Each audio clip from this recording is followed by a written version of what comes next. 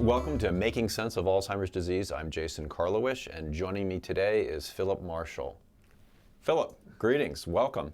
Thank you, Jason, for having me here. I'm so glad to be back after your amazing conference last year. Yeah, splendid. You've got an interesting story. It starts out with a childhood where? Well, I was born in Washington, in D.C., and my father was working for the CIA at that point. So shortly after that, basically when my brother, I have a twin brother, we all packed up and ended up in Istanbul, in Turkey. Mm-hmm.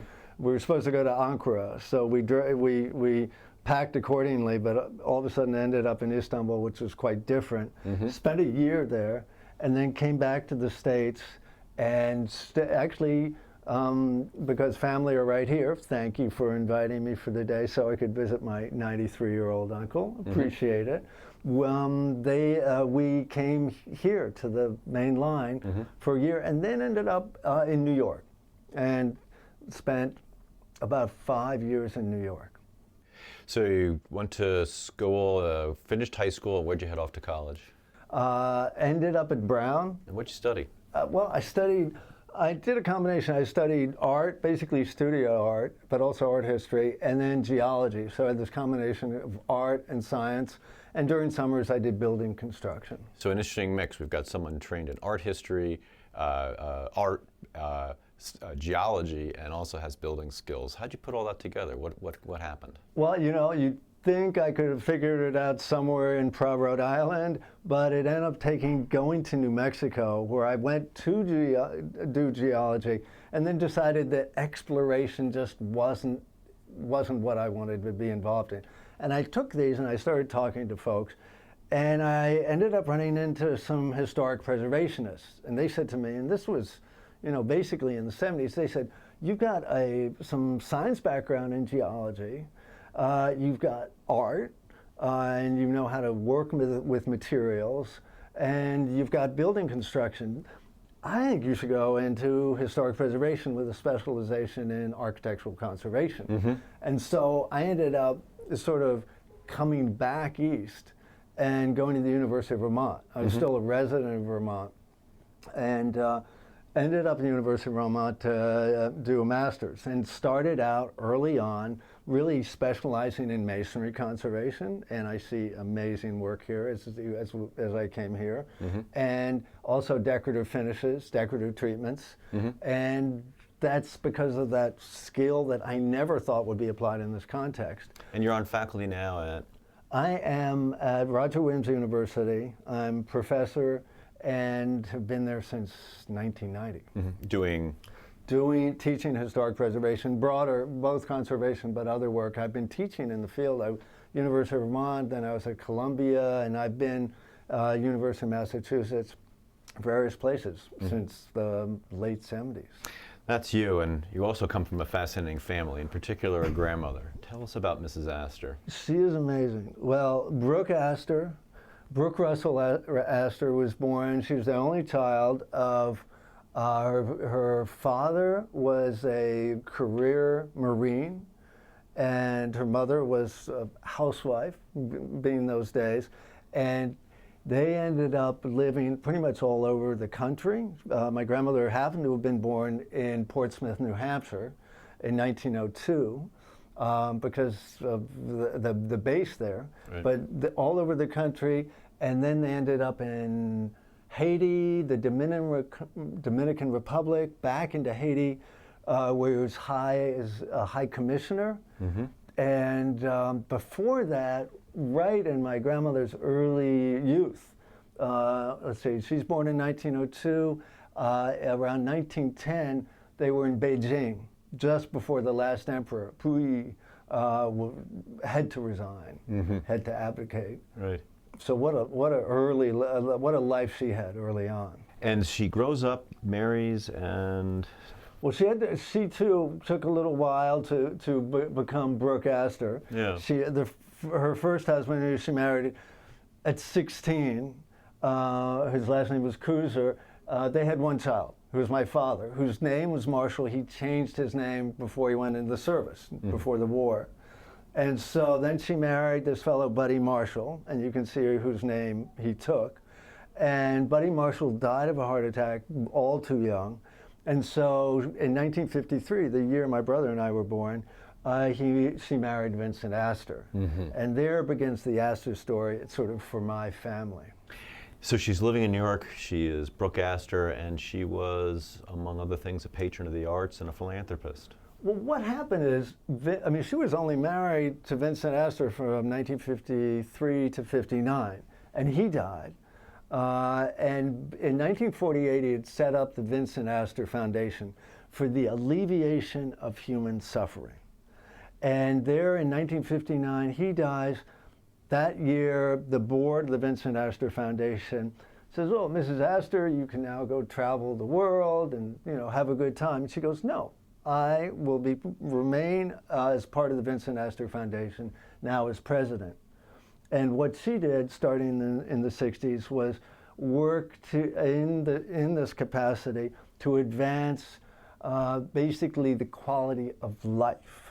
Because that was sort of the way, at least some philanthropy was faced at that point, through what I'll call engaged philanthropy, which is now fairly mainstream, but when she did it, it wasn't. What were some of the things that she supported?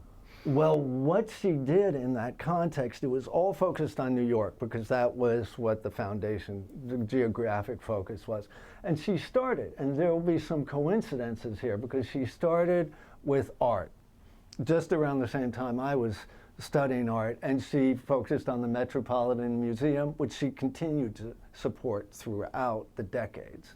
And she also then segued into historic preservation. And in that context, it was community conservation. And her idea of engaged philanthropy would be the foundation would get a grant proposal, and she would, as president, would go out and visit the sites of the grant, the applicant. Right. She would put some amazing dress on. She would put her pearl necklaces on, and her gloves, her white gloves, and always a hat. Jump in her limo and drive off to the Bronx or to Queens or to Staten Island. And so what happened with the Vincent Astor Foundation is, if the Vincent Astor Foundation funded something, it had the Astor seal of approval. And it was she was typically providing seed money. And then other foundations would say, well, the Astor Foundation's funded this, we'll pitch in.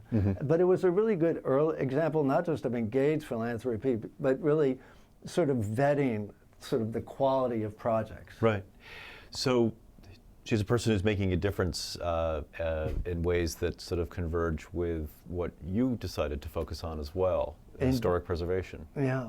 What I found out, as we'll see, is when I later on filed a petition for guardianship. In many states, guardianships are called conservatorships. Little did I know that my role as an architectural conservator would bring complete different and new meaning to the term conservatorship in my life. Let's talk about that. Something very awful happened to your grandmother. Well, what happened is,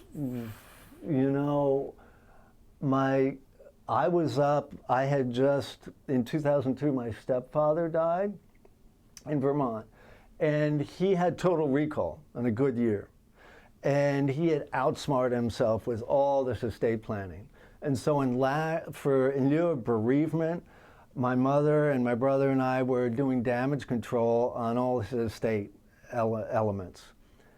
And so I learned a lot about estate planning.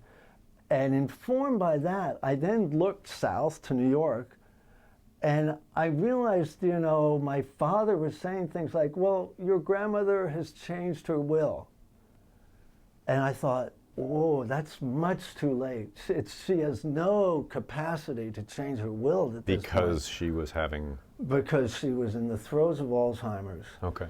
But he was presuming that, and he said this as though it was acceptable. And I didn't know what changes she made, and I really didn't know much else at that point. But I had been armed with this awareness as to some of the complexities of later life, right. But also, and that's on a good day, and also some of the problems. And then I talked to some of her supportive staff, And you found out. You know, and I found out things. And I didn't grow up in New York. People think I, spent my whole time in this social circle. And what it was, I'm in Vermont, I'm in Rhode Island, I'm out west, but I was as comfortable on one side of the swinging pantry door as the other. Right. My grandmother's staff, we both had sort of trust in each other, and they started confiding in me, saying that really bad things were happening. And there was a signal moment in January of '06, right about now, 11 years ago. And as you know, professors have a few weeks off in January. Right. And I went to visit my grandmother, and I sat down and talked to two of her nurses. And what did they tell you? Well, they were changing shift, so they were both there. At that point, I was visiting my grandmother. I had to, at that point, sneak in, if you will, because if my father knew that I was showing up to visit my grandmother, he would make sure that he was there. Interesting. And that's, now I know all too much about isolation, okay? Right. But basically, so I snuck in with the help of my grandmother's staff and caregivers, sat down with the two nurses, and they just explained how wrong things were. Yeah. And I didn't need to look far. The place was cold. The parquet floor on the dining room was the litter box for the dogs. And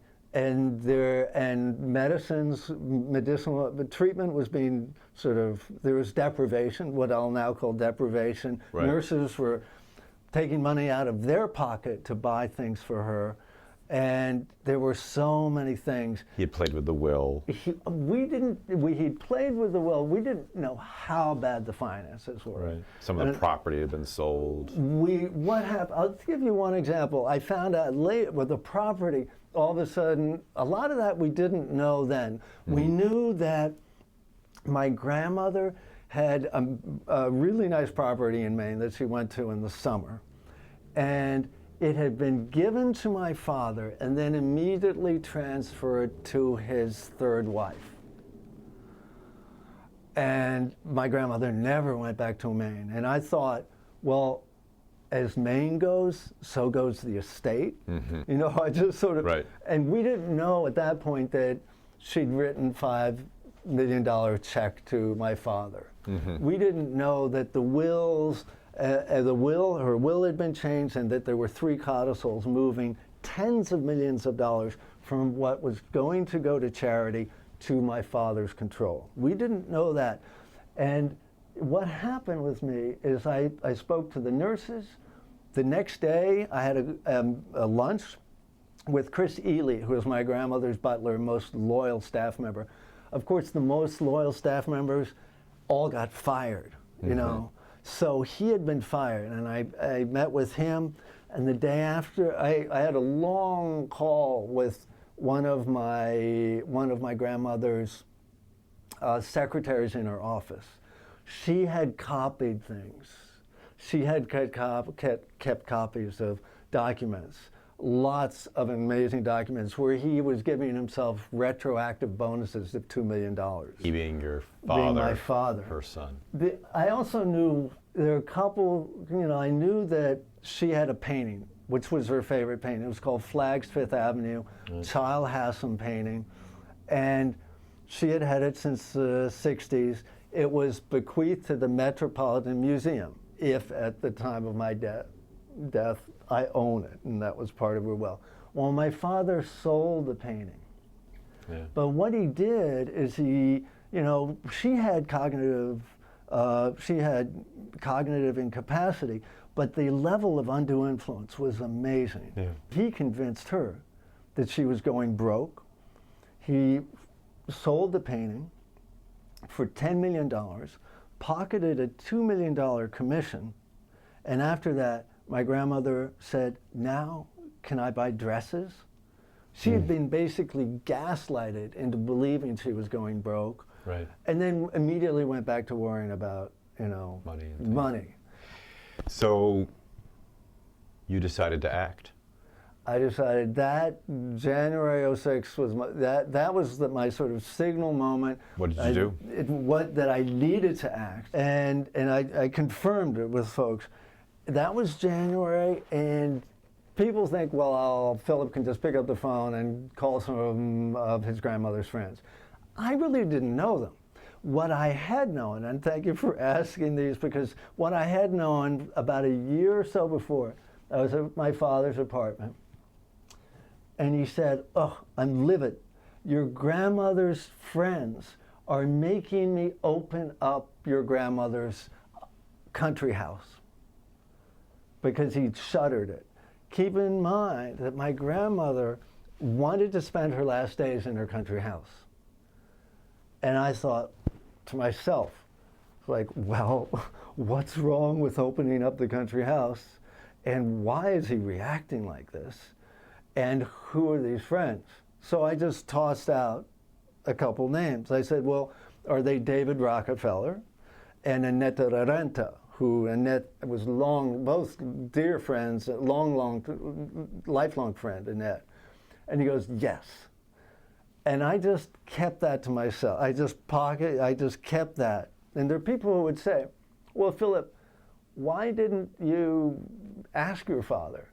And I realized if my grandmother's closest staff are being fired because they're trying to protect my grandmother, what is my father going to do? Say, son, you're fired? Right. I was not ready to act. And both, I didn't have a plan, but also psychologically, I wasn't quite there. I didn't know how bad it was. But I almost back-testing this, I realized that there were marks, there were events all along the way. Right.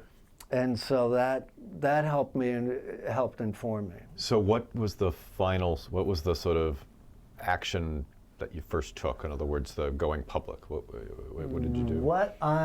If I could do this again, I would have gone to the DA right away. I would have gone to the district attorney. Right away. Right away.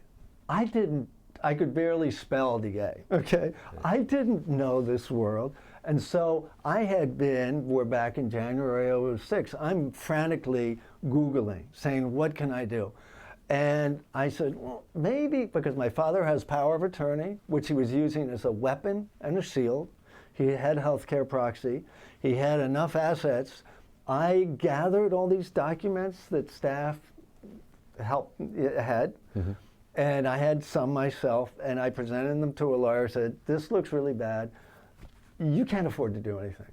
So I spent from January to May getting a meeting with David Rockefeller and Annette Renta mm-hmm. through my grandmother's former staff and through some of David's staff. You know, I just couldn't pick it. And so we had a meeting in May. Mm-hmm. And what had happened is, long story short, David's lawyer had seen my binder of documents. And my binder of documents documenting some of the abuse was kind of like some of my binders that I give my students. It was a thick binder. Mm-hmm. And because of circumstances, David Rockefeller's lawyer knew about this. I met with David. I met with Annette. They said, this is horrible. What can we do? David called his lawyer, who was uptown, came in, said, yes, Mr. Rockefeller, we should act, because he was already informed. Right. And then a month later, we had a second meeting, and what we started to plan was me seeking petition for guardianship for my grandmother. Right. And who became the guardian? Well, what happened? I said, I can't be guardian. That sort of sounds like a power grab, and right. It's more like, if you will, quote unquote, Brooke Astor was more like a corporation. It was her world, even at that point, was complex. It was being horribly mismanaged by my father, right. But it was complex. And we're up there, back with in Mr. Rockefeller's office, and I say, well, I can't be guardian. And Annette says, Philip, I can be your grandmother's guardian. I'm going to be in New York anyway because her late husband, Oscar de la Renta, Annette said, my husband, Oscar, has just been diagnosed with cancer, so I'll be in the city. Right. It's like, oh, Annette, how can you do this? And Oscar was just amazing. And that year he goes, well, you know, this referring to this battle, which I'm sure we'll talk about, this is a good distraction for Annette. Distraction's an understatement. But I filed the petition for guardianship, which was to have been sealed, and it wasn't. So this was, you know, I sought, guardianship is in the court system, but I sought a civil means to help my grandmother, but there was nothing civil about this. So your hope is at that point that we have a sealed civil guardianship appointment, so no one will know and things will be tidied up. Don't want to air our dirty laundry in public. Right. But who knows what really happened, but it wasn't sealed or the word got out. Word got out, and you know, I said so naively earlier, I said, well, yes, of course we want this sealed because it'll end up on page 6. So, you know, Liz Smith's page 6. Well, it was on its way to getting sealed. It was discovered, and before the paper, tomorrow's paper hit the pavement, I was coming back. I was in Queens with some Tibetan friends. We're coming back from a Korean restaurant, and I get a phone call from the New York Daily News. I said, oh. What was the headline? Disaster for Mrs. Astor. Yeah. And what ensues is how many years? This was in 06, so we went from 06, and then my grandmother died in 07, in August. And so we went through the guardianship until October 06. My grandmother died in 07. And then there was probate that got put on hold because basically at some point, there's specifics, but the district attorney did come in. And it was Robert Morgenthau was the DA at that point, and he was late 80s.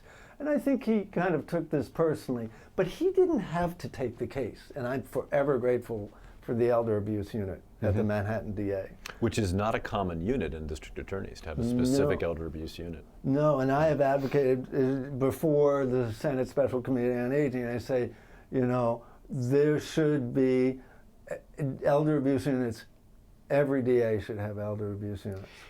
You could have done things differently. You could have made different decisions here. You could have chosen, for example, to ignore this. You could have chosen to be complicit in it, but you didn't. You chose to pursue it. And why? Why did you do that? Well, you know, I say to be complacent about elder justice is to be complicit in elder abuse. You know, if we walk away from our elders and from such unconscionable actions, we are complicit. You know, and I say to people, you know, well, this happened to my grandmother, but it can happen to anyone. And I didn't really realize how big an issue was this. At that point, I'm just trying to help my grandmother, but I saw her suffering. Right. Really, really suffering. She was scared. Yeah. And I knew there was no one else who could act. There were people who were trying desperately to help her, but there was no one who could act. And I could have said, you know, I don't want to air dirty laundry in public. Although that my grandmother had had a good life, and while in the throes of dementia, maybe she wasn't cognizant of the trauma, which is not true. You know, I could have been accepted, sort of been silenced by the prospect of you know, extra money, what I would call blood money, sort of blood relative money, which would have increased my inheritance significantly. No, you know, I couldn't possibly think about doing that. There's something I see in your own life story as someone who is dedicated to preserving things that are valuable and were valuable, and what you did. Is there, what do you see?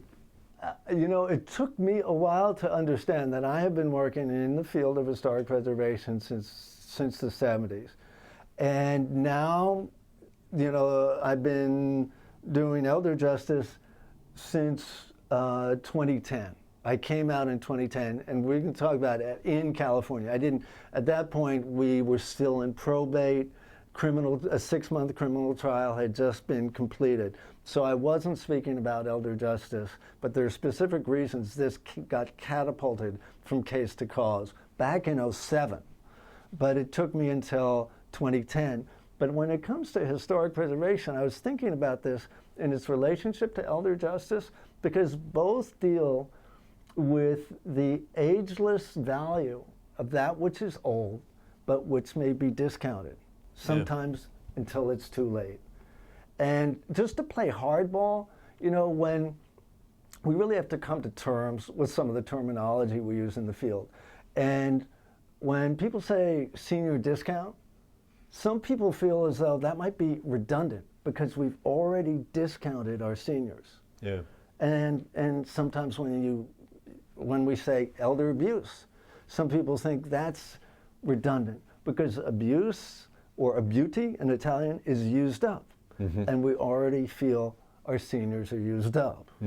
And I feel, and that sort of also plays to how I felt about historic preservation. Right. So, neighborhoods in Rhode Island.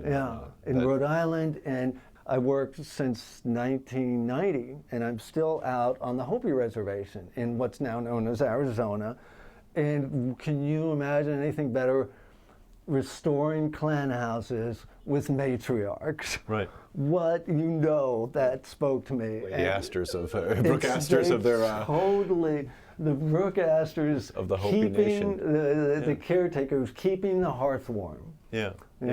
So in some sense, you were faced with kind of a timeless, dilemma, which is whether to act on something that could be the source of shame and frankly, destroyed relationships within the family, or support a vulnerable person's dignity.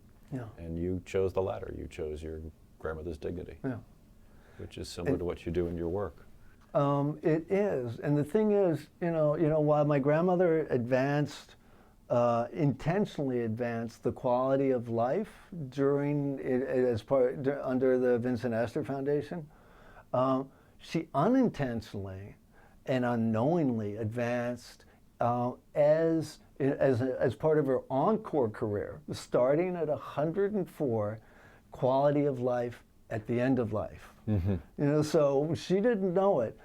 I didn't know I was heading that direction, but to be sure, my grandmother would never want to be known only as one of America's most famous cases of elder abuse. What I think she really, despite the fact that ageism is the fundamental impediment to elder justice, she, as an elder, she took on the Vincent Astor Foundation when she was 1959. And she closed the foundation when she was 95. Okay, so for about 4 decades, she took on, a practiced philanthropy as an elder, and recognizing that philanthropy is the priceless meaning of philanthropy is the love of humanity. And it's that through that lens of humanity, I think we can break through ageism. And by example, that seniors are not the problem, they're part of the solution. So you've gone about thinking about elder justice in a very novel way. You've come up with a very interesting conceptual framework, this idea of elder ecology. Let's talk about that. What does it mean, and how does it help you think about it? Well, I'm grappling with this, and I'm trying to bring in my skill set from historic preservation and from life experience. But in this case, what I fixed upon was Uri Bronfenbrenner and his work with ecological systems theory, which he focused on children and their environment, their various environments over time. And instead of children, here we're going to switch out and include elders. That elders, we already segregate elders. Sun City. Sun City, this is what we have is if we simply segregate elders and we have this declaration of independence, that Declaration of Independence has gained us Sun City, or Robert Putnam's Bowling Alone, both not just for seniors, but for all of society. And this plays out. And so is what happens here is elders are not in isolation. They're in this environment. The idea of elder ecology. Yeah, in terms of elder ecology. And so even those elders are at the center. I think being in Philadelphia, and I presented this at CARI when I was at CARI in April, that we shouldn't just have a Declaration of Independence, but a Declaration of Interdependence, where here we've got elders, and next we've got their circle of support, where you have friends, family, and neighbors, and then you've got trusted professionals. And in this case, we can talk about healthcare, financial industry, postal carriers, pharmacists, we can get law enforcement, and we can start saying these groups can relate to the circle of support and with the elders. And excuse me, I said the elders. I should never abstract elders that way. Martin Buber and his whole concept of I and thou would say that we can't abstract, but with elders. So I apologize.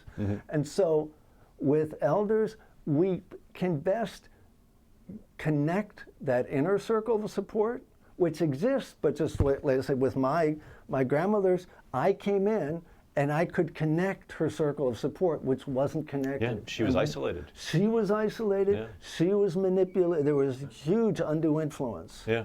And her cognitive incapacity. Right. And so we can connect not just that inner circle of support, but trusted professionals. And that's where, for example, a healthcare and financial industry, adult protective services and law enforcement, and start making these connections, and then so it works, and then it goes out, and it includes faith, school, and community. So in some sense, I see elder ecology as kind of a broadening of the wealth care concept from the financial services and medical issues to even a broader. I think you're spot on, and I think of this as health, wealth, society, and self. And the society and self is this ecological systems theory. Yeah. But wealth care is that second sort of trusted professionals. Yeah. Although I think we also have this sort of public health model for it, which does require everything from the sort of social ecological framework. So actually, I think maybe we're converging here. When I can think about it, because it's the regulatory framework, the environment people are in, et cetera. So I think we've both independently arrived at it. We're in a good place. I think in this trusted professionals. What happened when it comes to the financial industry? When I was so distraught, I had no idea. I felt like impotent and just completely frustrated about trying to help my grandmother. Her life had spanned the world in a century and was being so reduced and compromised by my father. My primary concern was what I know now as undue influence was imposed on her frail, Alzheimer's-ridden, life. And I was concerned about that psychological manipulation. And I thought, well, finances are the fallback. I know now that finances, or the financial industry, is at the forefront of helping both detect and literally arrest, and ideally, and this is, again, wealth care comes into all this, but also with predictive analytics, prevent abuse. And so do you think, looking back on your grandmother's story, there were probably moments when things were happening with her finances that in a different world intervention could have been taken?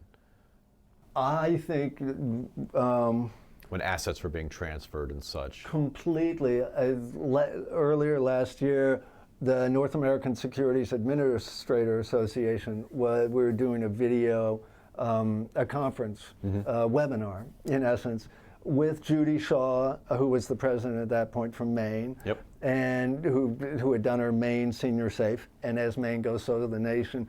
Maybe we'll get a chance to talk about the Senior Safe Act, which is dead for 2016. And it was also with Kathleen Quinn. We're totally involved with Kathleen Quinn, and now former executive director of NAPSA with Adult Protective Services. And I'm saying, look, if there had been an ability of the financial industry, there is an ability, both technically and by the fact that the industry should not say, oh, we can't respond because of Graham Leach Bliley and things. Technically and ethically. And technically and ethically, you got it. If there had been a means to, in terms of detection, that the abuse that my grandmother endured could have been arrested early on, because, okay, she had millions, but she was pretty much had typical transactions going on, and at this point, with millions going out, there were irregular transactions. Right. And what happens is there are probably about 6 forms of abuse, but the top 2, based on reality, is elder financial exploitation, and that emotional or psychological abuse. And we knew, I knew that that she was being psychologically abused, but there was this index, and she was being poly-victimized with multiple forms of abuse, which were all instrumental to stealing her money. Yeah. And that she was being re-victimized time again. This would have been stopped early on. Had the system for her assets been in place to detect, and an ethic, frankly, a business model that said the right thing to do is to ask questions. Yeah. Yeah. And I think that the financial industry, I've been working more with the financial advisors, less banking and credit unions, but with the NASA, which is not rocket science, but North American Securities Administrators, and FINRA and SIFMA, and all these, Securities Industry Financial Market Association, the Consumer Financial Protection Bureau, which is at risk, has been doing great stuff, which is not so much securities, but the securities industry has been doing a lot. NASA has a model law that is now being enacted in states, depending on the nature of their statute. They now have training, and it's on a roll. So looking back, now here are 10, 11 years from the, would you say that the arc of history is bending towards progress on this, or would you say that it's not? I think there's incredible progress. In '06, my lawyer, my guardianship lawyer, that there were lots of litigators, but my guardianship lawyer ended up testifying before the U.S. Senate Special Committee on Aging. And I was talking to somebody in D.C. who said, you don't discount the fact that your case, when it came there, helped push Congress toward enacting the Elder Justice Act. So even then, and I didn't realize that till maybe a year or 2 ago. But now we've got the Elder Justice Act. We've got a lot being at risk. And then, what I did. When you say a lot being at risk, what are you concerned about? I'm concerned, I'm focusing on elder abuse, but basically, Affordable Care Act is at risk immediately. Medicare is at risk. Provisions of Medicare that obviously really help seniors. And there is so much that is the Social Security block grants are incredibly at risk. But let's focus on elder justice. I agree on all those points, frankly. But in elder justice, what is your concern? We have a new administration, a new president. We have a new president. We have also a Congress that is Republican. What's your thoughts about what's coming up in the future? I don't know. I think, in the specific bills, there are some good bills that didn't quite make it in 2016 that should ideally be back in the next session. And one that I was very hopeful on, I mentioned before, but the Senior Safe Act was modeled based on what Judy Shaw did in Maine.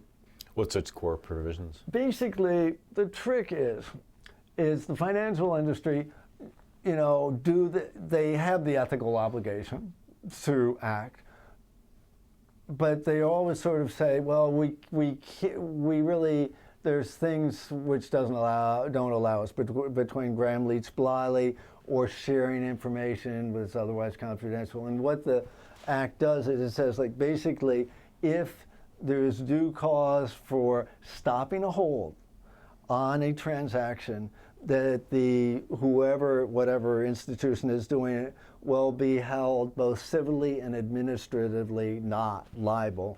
For the failure to execute a transaction. For the executed, which they're always in fear of. And they can act, and that's very important. But what's also very important is basically at that point they can also share information with the first responders.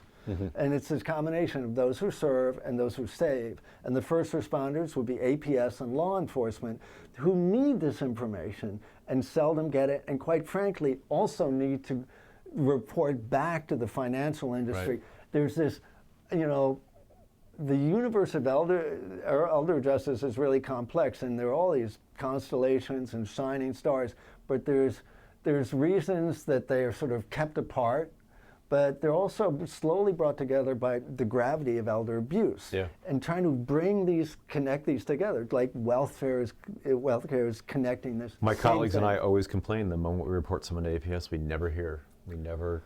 There's got to be. We have to start talking.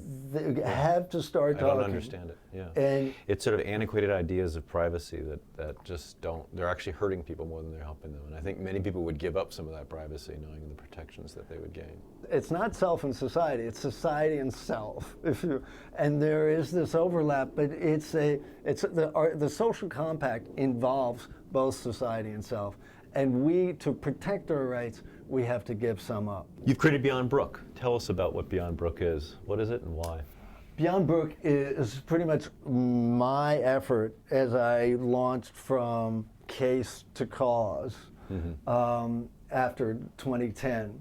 In October of 2006, we got permanent guardianship for my grandmother. In December, there was final accounting of millions of dollars of legal fees. And the guardianship judge was awarding fees, and to make a long story short, based on the report of his court evaluator that was filed after we settled, the guardianship judge said elder abuse was not substantiated. Now, my grandmother was not re-victimized, in this case by the justice system, because she wasn't cognizant of that. But we, being her circle of support, had already endured vicarious trauma or secondary trauma. And we just said, what? How can this be? Well, that same month, that same December, the district attorney impaneled the grand jury and started issuing subpoenas. And 2 years later was this 6-month criminal trial of my father. But so it was way back in, in December 2006 that I sort of realized we were going from case to cause. Yeah. It wasn't until I was invited to San Francisco in March of 2010, and I accepted an invitation to speak publicly. And I went with my wife, and I still tell people today that I came out in San Francisco. And my wife says, I think that means something different here. I go, I am totally fine with that. Okay, and she's got it. And so I came out in 2010, and I have been advancing from case to cause personally. And so I said, well, Beyond Brooke, basically, and I'm advancing elder justice. I don't like negative campaigns, which I should say I prefer positive campaigns. So when people say, oh, you're combating elder abuse, I go, well, I'm advancing elder justice. It took me a long time to figure out what elder justice really meant, but I'm beginning to understand that from my personal experience, and that's what I'm doing through Beyond Brooke. What is your understanding of what is elder justice? Well, there's a lot of reasons as to what elder abuse is, and the tonic is elder justice. And what happened at first is, yesterday was Martin Luther King Jr. Day, and we've all heard this, but true peace is not merely the absence of tension, but the presence of justice. And may we add elder justice. Right. I didn't know what that really meant. I was trying to create an absence of tension for my grandmother. I was trying to help in seeking guardianship, I was trying to help my grandmother and help those who were helping her. It now was only last year where I realized that's only half of elder justice. We're helping elders. That's fine.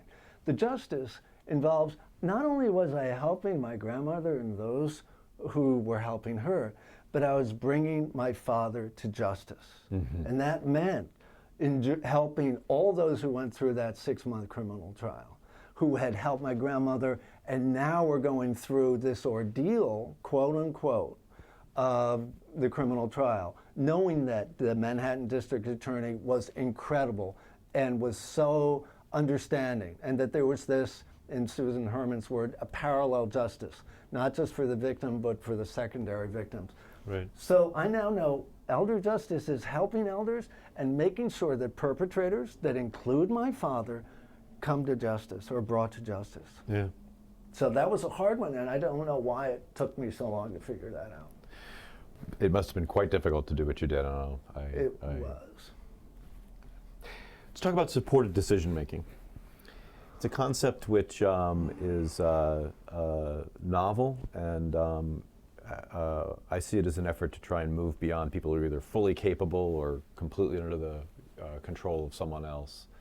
So talk about supported decision making. Well, you know, it's about health, wealth, society, and self. And at this point, supported decision making, I see, I'll tell you what happened in late October 2015. I was just presenting the keynote at the National Guardianship Association in Phoenix. So I've got 90 minutes. And I can say guardianship helped save my grandmother. But I can also say guardianship from within the context of society is usually considered the last resort when everything else has failed. But that guardians should be some of the first at the table with others, let's say of parts of multidisciplinary teams and other aspects, because they know how to work. In this case, what they're doing as guardians or they're working for guardians. Because the guardians, and we'll get, basically guardianship deprives elders and others who are incapacitated who go under guardianship with all their civil rights. Right. And that's unconscionable. And the UN understands it's unconscionable and is saying this is something that guardianship needs to be abolished, just to play hardball. But the UN is, you know, there's work on this front. But, you know, I feel like guardians work so hard for elders, but let's say with elders. And if guardianship is fairly entrenched as a profession, and the national guardianship is somewhat self-descriptive, so it's representing that. But there's an opportunity here to harness the expertise of guardians and this court system from probate all the way down through working in lots of initiatives that are really approaching this and saying, let's look at guardianship, but let's look at the skill set that guardians need, but apply it in supportive decision making where we're working with elders, where they retain as many of their rights. And guardianship is not taking a strengths-based approach, you know, and whenever possible, take a strengths-based approach. And this is where your ACD work. The strength of the elder. The strengths of the elder, and your work, the ACD. Like, what can elder do in terms of activities of daily living? And what can't they do? And how can we maintain those activities and help them with this, and how we can buttress those that can't. And because the research says if you strip everybody of rights and responsibility, it debilitates them. And it's not just elders. It's other people who are in inequitable positions. Yeah, and the challenge, of course, with older adults is oftentimes the reasons why they're having troubles now with making decisions, having troubles exercising their capacity, is because of a disease that's progressive. And so it's not a static problem, but they're going to be suffering further decline. So there's a constant need to readjust and accommodate to the changes that are going to occur. You are, because I know you deal with this all every day, and I know that so do caretakers. Right. And, let's say the numbers all over the place, but back to elder ecology, if we isolate and segregate elders, we are also isolating and segregating the caretakers, whether it's 30-some or 40-some million caretakers with maybe almost 10 million who are caring with elders with dementia, that we're segregating part of society that is priceless. And when you have that cognitive decline, it's an ordeal. Yeah.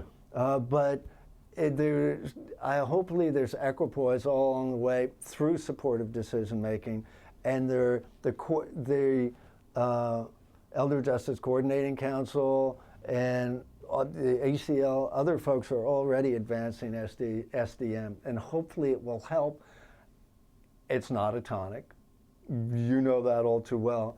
But hopefully guardianship isn't the default. And I say that also, I presented at NAPSA with Adult Protective Services last year with the immediate past president of the National Guardianship Association saying to APS workers, don't use some of the cognitive tests that are out there, and I'm not going to pick on anyone in particular, as a means to sort of decide whether somebody needs guardianship and close a case and get through getting petitioning for guardianship. That it really, back to strengths-based approach, and saying, maybe there were circumstances that are debilitating the elder because of the traumatic experience that brought in APS in the first place. Right. There are all sorts of other environmental factors that need to come into place before guardianship is triggered. Because once you've got guardianship, it's usually not taken away. Yeah, no, it's a permanent state. It's a new state of being in some sense. Phil Marshall, it's such a pleasure to have you here in Philadelphia, making sense of Alzheimer's. Your story is compelling, and I applaud your bravery and your willingness to continue to speak up. Jason, thank you for inviting me here today, and thank you for inviting me to your amazing World Economic Forum conference last year that so spurred me, and I really appreciate for everything you're doing in the field with elders. Well, thank you. Forward together. Right